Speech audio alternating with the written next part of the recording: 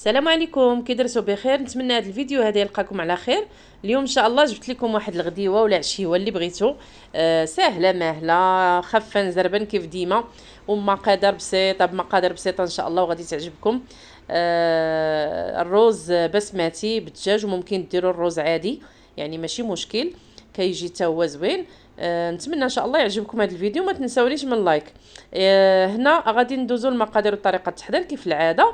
عندنا طنجره غنديروا فيها بصله محكوكه، بودره ديال الثومه، نقدروا نديروا 2 دروس ديال الثومه، شويه الملحه، شويه البزار، شويه ديال التحميره، شويه ديال الفلفل احمر اولا تحميره، يعني كل واحده شنو كيقول لها. عندنا هنايا السكنجبير والخرقوم بلدي صافي، والزيت البلديه. هنا كناخذوا طريفات ديال الدجاج كيف ما كانوا عندكم، يعني كتاخذوهم كتشرملوهم مزيان، ومن بعد كتقليو كل شيء. من بعد كتضيفوا شويه ديال الجلبانه، شويه ديال الفلفله خضره مقطعه مربعات، لا كانت حمراء ماشي مشكل ممكن ديروها.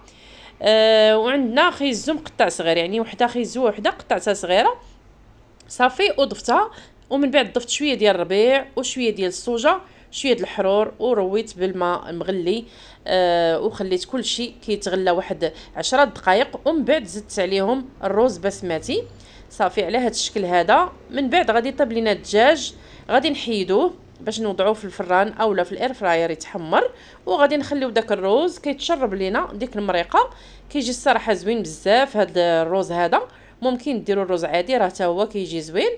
غديوه ولا عشيوه خفه نزربن صافي كيتحمر الدجاج، كنقدموه هكا مع الروز وبالصحه والراحه.